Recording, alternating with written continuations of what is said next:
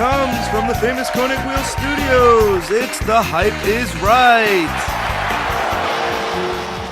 Yo, what's up guys? My name's Stefan Lewis. I make videos on the internet. One of them primarily being 8080, and then I primarily also shoot videos for my own YouTube channel, Stefan Lewis. What's up guys? My name is Savannah Little. I'm the owner-driver of the number 916 Injuku Racing LS350Z. I'm Christina Lamb. I'm the co-owner of the High Speed Motorsports race team. I race my BMW M3 in SCCA Majors and Hoosier Super Tour, and a Civic Si in NASA ST5. I'm Alec Robbins. I'm Formula Drift Pro 1 driver. I drive the Facetto Nissan 350Z, and you're watching The Hype Is Right.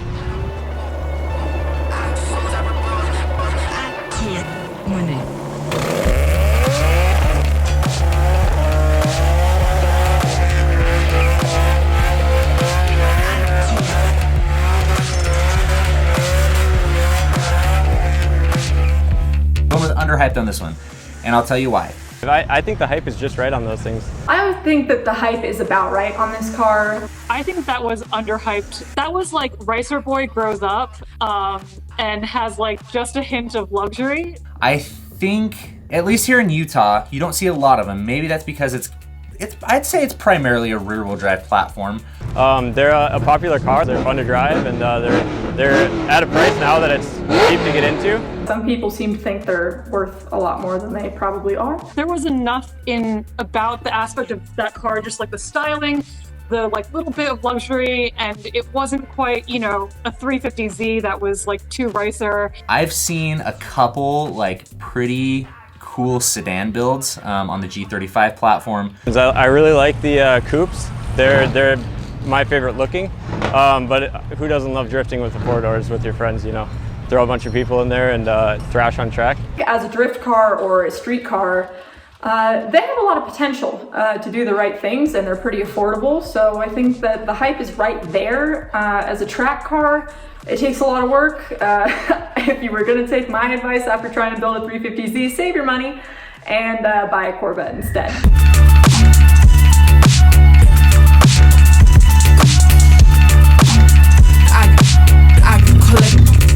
I'm gonna go with the hype is just right on this car. I would say that's kind of an underhyped car. It's a little overhyped.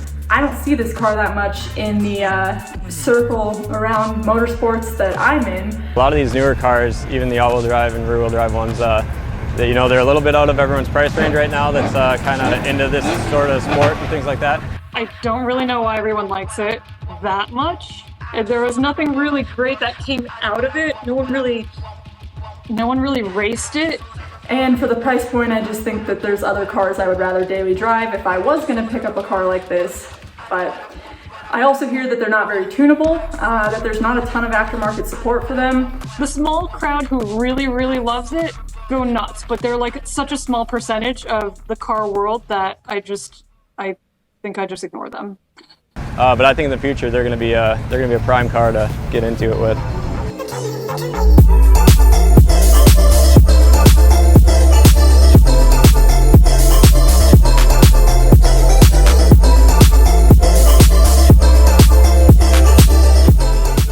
This next car on the list is definitely underhyped. I think maybe that was just right. I'm gonna say overhyped. I think those cars are kind of underhyped. I think the hype was pretty good because it was like that injection that Genesis needed to bring back what they have today, which, you know, they're spending a ton of money into motorsports. I don't understand why we don't see more Genesis coupes out and about in motorsports. It's kind of interesting in the time attack paddock and on track at these NASA races, you never really see them. I'm not really into the whole KDM thing. They perform well, they look okay, but they're just not quite there. So I watched Tokyo Drift like a couple weeks ago, and there's that one line where Hans is like, yeah, what, you think we're gonna let you roll up in a Hyundai? Like, that's what we thought of Hyundai. They're fun to drive. You can pick the 3-liter or the 2-liter turbo. Light, small cars, you know, perfect for drifting, and you don't see a lot of them out there, so. You do see them in the Hot Boy stance shows, but you see them out there. It's just not really ever on track, so I'm not really sure why that is. I feel like there are a lot of these cars, the Hyundai Genesis Coupes, and they're just kind of a popular platform to get started in. That's kind of a niche car that I would like to see more of, and I think it's kind of underhyped. You know, I didn't like the car itself, but I have a lot of respect that, you know, that's what kind of started Hyundai to roll back into motorsports. I feel like there are better places to put your money.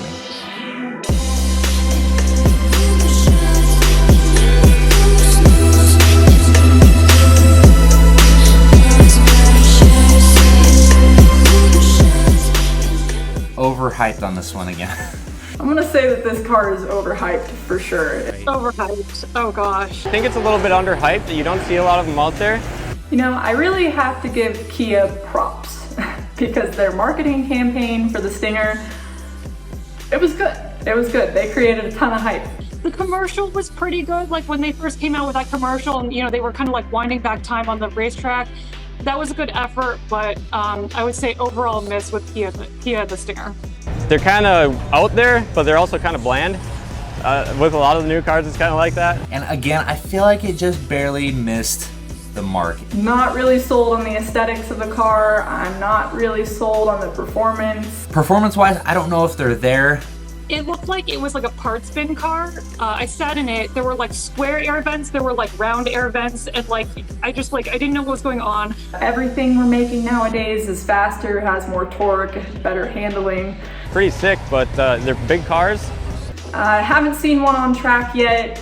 Maybe if they start doing some development for aftermarket parts and somebody brings one of these chassis out and proves me wrong. We'll see in the future as prices come down. I'm sure people will be getting into them and doing some crazy stuff. So I honestly haven't ever been in one. So again, take my opinion with a grain of salt.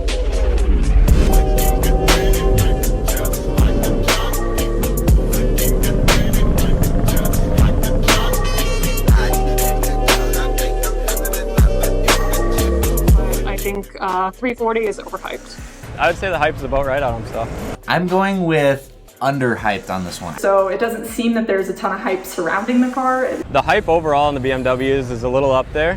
But I've heard great things about them. You know, they kind of start to lose me with like the F30 and the G20 just, it doesn't have it anymore. Like, I feel like a lot of these German manufacturers, BMW, Audi, Mercedes, leave so much of those parts and the technology from like the big boy performance cars. And so what I feel like that translates to is you can make them super fast. If I was gonna spend $60,000 on a new car, I really don't think it would be the M340i. I would not be caught dead in one of those new 340s. All the names are so similar. I have trouble picking out the 340 and all the other different I's and M's and whatever, so.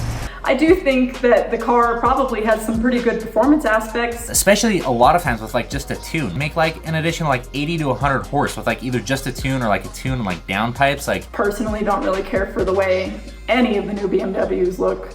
You guys know what I'm talking about with the front grills.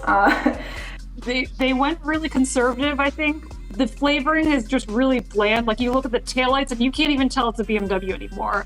Everyone has the same taillights. Well, like whether it's Audi or Volkswagen, all the taillights look the same now. I do like the kidney grills a lot. I think it's a really like iconic look for BMW, and obviously they've stuck with that for years and years and years. And I just think that for that price point, there's a lot of other cars that I would personally pick up before I would ever consider the 340i.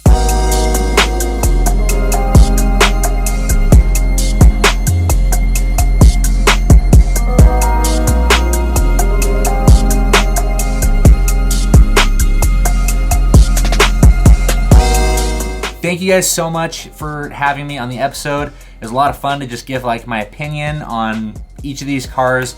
Again, take it with a grain of salt. I don't have a lot of experience with each of these platforms, but I love cars in general. So thanks a ton for having me, and I hope to be on some future things with you guys.